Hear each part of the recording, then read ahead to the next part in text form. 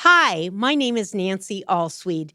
I've been involved in the rental housing industry in Long Beach and southern Los Angeles County for nearly 30 years. I have seen everything from rent control attempts to just cause eviction to overreaching ordinances for inspections. And I received a letter on my Nancy's blog that I want to share with you. It came from a woman named Linda. Nancy, I have properties in the city of Los Angeles. I have been fighting inspection ordinances. I have been fighting PRHIP. I have been fighting all kinds of encroaching government intrusion with my rental properties. And I only have 10 units. It seems like a tremendous amount of work for something that is supposed to be an investment in our community. I now understand that these different programs are winding their way toward Long Beach. I have a small property in Long Beach. Help, is this coming my way in Long Beach as well? Well, dear Linda, I'm sorry to tell you that yes, it is coming your way. Many people don't realize that rent control is not something that just happens out of the blue. It is a very long evolution, and it starts with inspections. We all know that we have to abide by the inspections of habitability in Civil Code 1942.5, the section that we all must adhere to, but these inspections go way beyond that. They go into things like cracked wallboards in a garage. They go into things like cosmetic problems on a bathtub, cosmetic problems on a kitchen counter. When these inspections jump from habitability issues to whether or not an inspector likes the way your building looks, we have problems.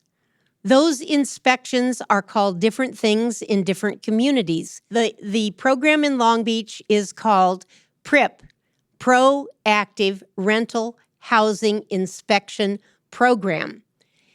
The idea behind it is quite good. It reinforces habitability in the California Civil Code. But those inspections have gone way beyond that. We have one owner who purchased a building and 4 years later was told that there was no permit pulled on the window replacement when she didn't even own the building, and she was cited for that. We have other owners who were cited for cracked caulking behind a toilet when there wasn't even a leak there. So these overarching inspections have gone beyond their good intent.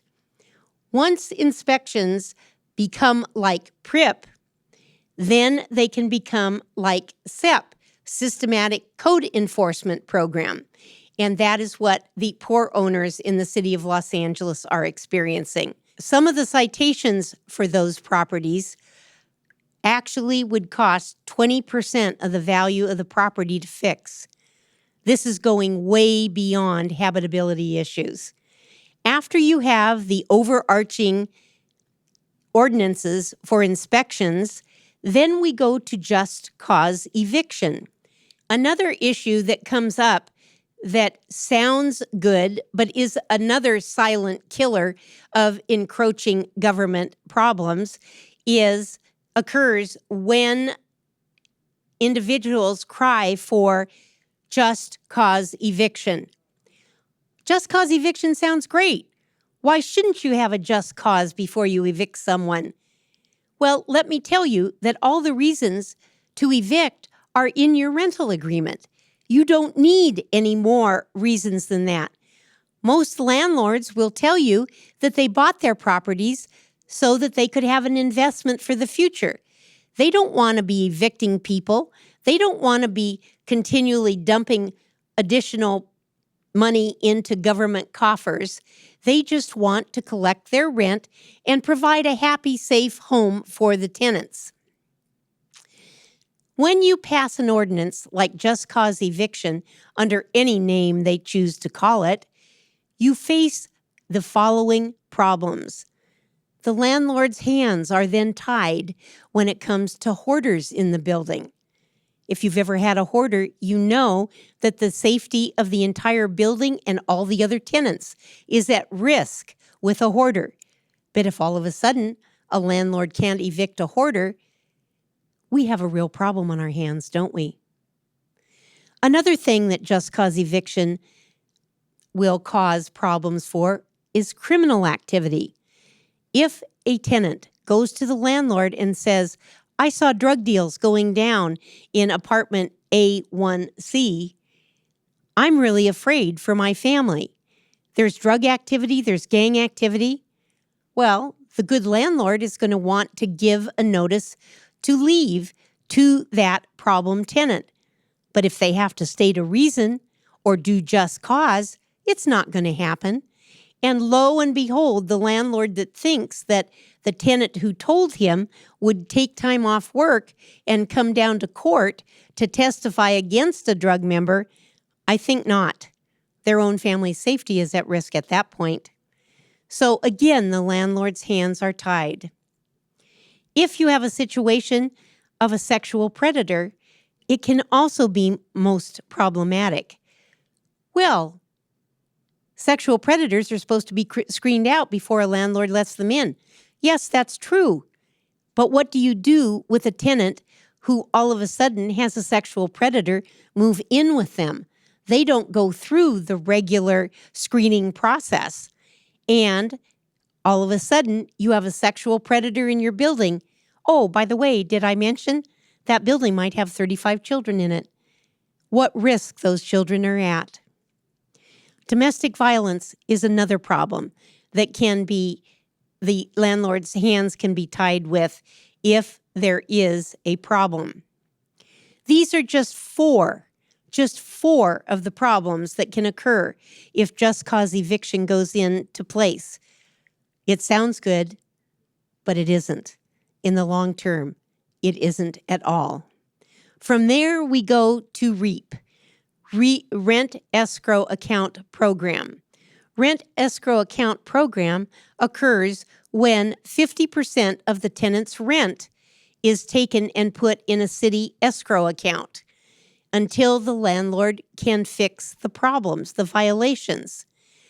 Although very extreme, how is a landlord supposed to have the money when half their rent is taken away from them? It is very, very difficult to continue to pay mortgage, to pay insurance, and the other costs of operating a building and still maintain and fix things. So what happens when buildings go into REAP? Many of them end up as short sales, and those short sales can only be done on an all-cash basis because lenders will not loan on buildings with violations. So you've taken away the investment potential from that landlord. After that comes rent control, where the rents are controlled. Now, we'd all like to be able to turn gas back to 29 cents a gallon like it was in 1968, or bread at $1 a loaf like it was just 5 years ago. But that's not what happens in a free market economy. And I think if you will look at the expense that all of these government programs put on a landlord, you can see how housing affordability is not a goal that these so-called tenants groups are really after.